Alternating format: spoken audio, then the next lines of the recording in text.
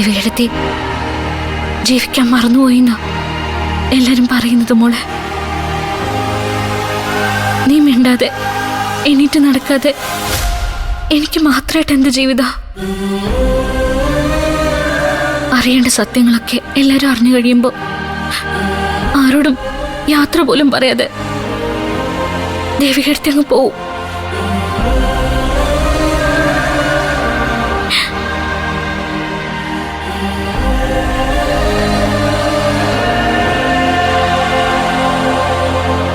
എന്താ?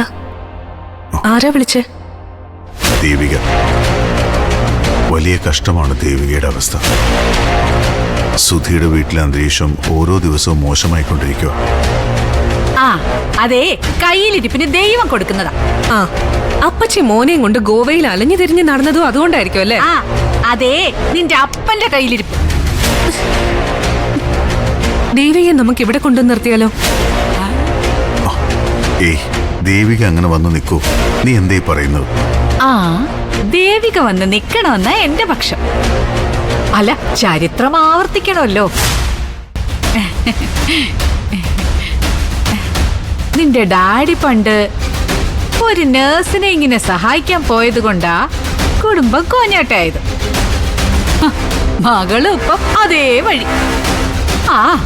അതങ്ങനെ വരും. അല്ല, അങ്ങനെ വരണല്ലോ. കർമ്മ കർമ്മ.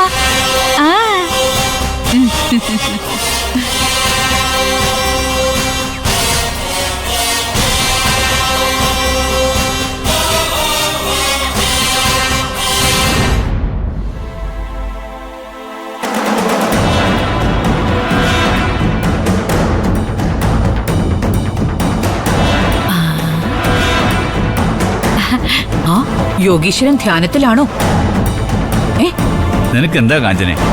മനുഷ്യൻ എവിടെയെങ്കിലും സ്വസ്ഥമായിട്ടിരിക്കാന്ന് വിചാരിച്ചാലും സമ്മതിക്കില്ലേ?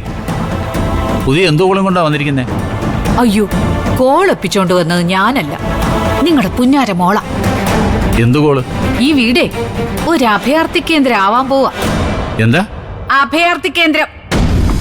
നമ്മൾ ഈ വെള്ളപ്പൊക്കവും ഉരുൾപൊട്ടലും ഒക്കെ ഉണ്ടാവുമ്പോഴേ അവിടുത്തെ ആളുകളെ കൊണ്ടുപോയി സ്കൂളിലും കോളേജിലും ഒക്കെ താമസിപ്പിക്കില്ലേ? അതിനിപ്പോ നിനക്കെന്താ? നിനക്കും പോണോ അങ്ങോട്ട്? എന്നെ അങ്ങനെ നടത്തള്ളാവുന്നൊന്നും ആരും കരുതണ്ട. അവകാശപ്പെട്ടത് വാങ്ങിക്കൊണ്ടേ കാഞ്ചന പോവും. ഇപ്പൊ പിന്നെ നിന്റെ ഇപ്പോഴത്തെ പ്രശ്നം എന്താ? ആ ദേവികയില്ലേ, അവക്ക് സുധിയുടെ വീട്ടിൽ എന്തോ പ്രശ്നമാണെന്നോ സ്വസ്ഥതയില്ലെന്നോ ഒക്കെ അവള് വിളിച്ച് നിരഞ്ജനോട് പറഞ്ഞു. എന്നിട്ടെന്താ, നിങ്ങളുടെ മോളും മരുമോനും കൂടെ ദേവികയെ ഇവിടെ കൊണ്ടുവന്ന് താമസിപ്പിക്കാൻ തീരുമാനിച്ചു. നടന്നത് തന്നെ. അതൊന്നും നടക്കാൻ പോകുന്ന കാര്യമല്ല. അല്ല, അക്ഷര അതിന് സമ്മതിച്ചോ? സമ്മതിക്കാതെ പിന്നെ? അവളിപ്പോ മദർ തെരേസയ്ക്ക് പഠിച്ചുകൊണ്ടിരിക്കുവാണല്ലോ. അവിടെ തന്നെ സർട്ടിഫിക്കറ്റും കിട്ടും. കയ്യോടെ ചോദിച്ചോ, ഇല്ലെങ്കിലേ താമസിയാതെ ബാഗും തൂക്കി അവളിങ്ങി വരും. ഇതെന്താ, വഴിയെ പോകുന്നവർക്ക് കയറി താമസിക്കാനുള്ള വഴിയമ്പലാണോ അതോ സത്രോ?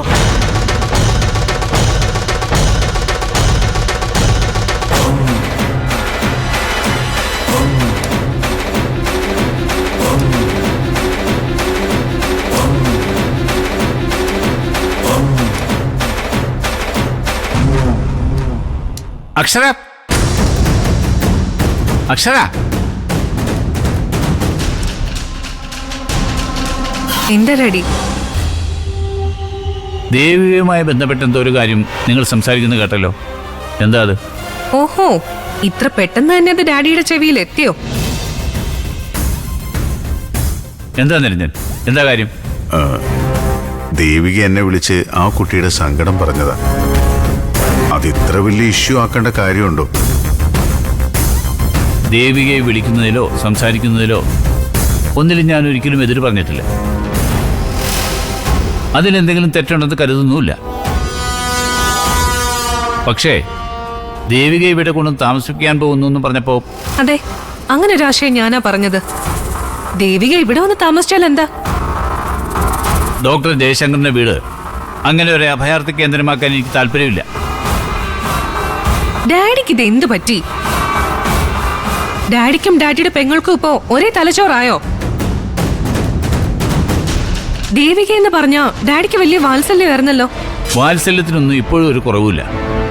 നല്ല കുട്ടിയാണ്, മിടുക്കിയാണ്, നല്ല സ്വഭാവമാണ് എന്ന് കരുതി ഒരു ബന്ധവുമില്ലാത്തൊരു പെൺകുട്ടിയെ വീട്ടിൽ കയറ്റി താമസിപ്പിക്കുന്നതിൽ എനിക്ക് ബുദ്ധിമുട്ടുണ്ട്. ഞാനത് സമ്മതിക്കുകയില്ല. സാറ് പേടിക്കണ്ട. ദേവിക ഇങ്ങോട്ട് താമസത്തിന് വരാനൊന്നും പോകുന്നില്ല. അപ്പച്ചി വെപ്രാളവും വിപ്രതിയും കാണിച്ച് ഓരോന്ന് വന്ന് സാറിനോട് പറയും. സാർ അപ്പ തന്നെ അത് ചോദ്യം ചെയ്യാൻ വരും. അതിൻ്റെ ഒന്നും ആവശ്യമില്ല. ദേവിക നല്ല അന്തസ്സുള്ള പെൺകുട്ടിയാണ്.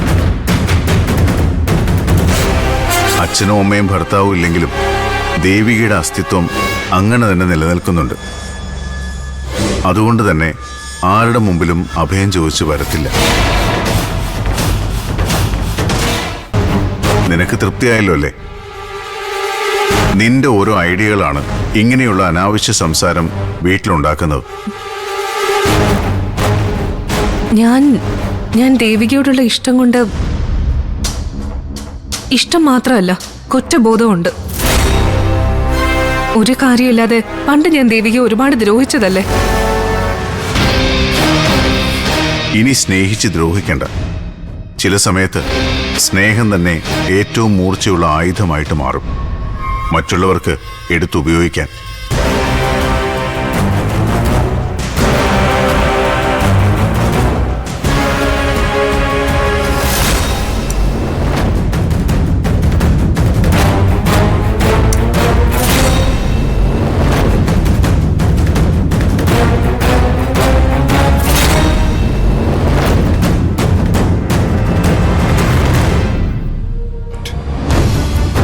വക്കീൽ പറഞ്ഞ ബിൽഡിംഗ് ഒക്കെ കിട്ടുമല്ലോ അല്ലേ? അതെന്ത് ചോദ്യമാ സാറേ? ഞാനല്ലേ പറയുന്നത് എല്ലാം റെഡിയാ. എങ്കിലും എൻ്റെ ഒരു സംശയം ഞാൻ ചോദിക്കാം. ഒരു വാശിയുടെ പേരിൽ ഇത്രയും പൈസ ഇൻവെസ്റ്റ് ചെയ്ത് ഒരു ഹോസ്പിറ്റൽ തുടങ്ങേണ്ട കാര്യമുണ്ടോ? ലാഭത്തിന് വേണ്ടിയൊന്നും അല്ലടോ. മതിയായ ചികിത്സയും മെഡിസിനും ഒന്നും കിട്ടാതെ മരിച്ചുപോയ ഒരു അപ്പൻ്റെ മകനല്ലേ ഞാൻ. പപ്പയുടെ ഓർമ്മയ്ക്ക് വേണ്ടി പപ്പയുടെ പേരിൽ ഒരു ഹോസ്പിറ്റൽ, അതും ജയശങ്കറിന്റെ തട്ടകത്തിൽ, അയാളുടെ കൺമുന്നിൽ. അതെന്റെ ഒരു വാശിയാണ്. അതുകൊണ്ട് പ്രതികാരം തീർന്നു. പിന്നെ സീസ് ഫയർ. എല്ലാ യുദ്ധവും ലോകാവസാനം വരെ നീട്ടിക്കൊണ്ടുപോകാൻ പറ്റില്ലല്ലോ. ജയശങ്കറിന്റെ തോൽവി കാണണം. അത് കഴിഞ്ഞ് മമ്മയും കൂട്ടി മടക്കം. മടങ്ങാനോ? അപ്പൊ സാറ് വീണ്ടും ഗോവയ്ക്ക് പോവാണോ? ആ, അത് പറയാം. പിന്നെ വക്കീലേ, മമ്മ ഇപ്പോൾ വരും. മമ്മയുടെ മുന്നിൽ വെച്ച് ഞാൻ ഹോസ്പിറ്റലിൽ പോകുന്നതോ ഡോക്ടറെ കൺസൾട്ട് ചെയ്യുന്നതോ അങ്ങനെ എന്തെങ്കിലും കാര്യങ്ങൾ പറഞ്ഞാൽ? ഇല്ല, പറയത്തില്ല.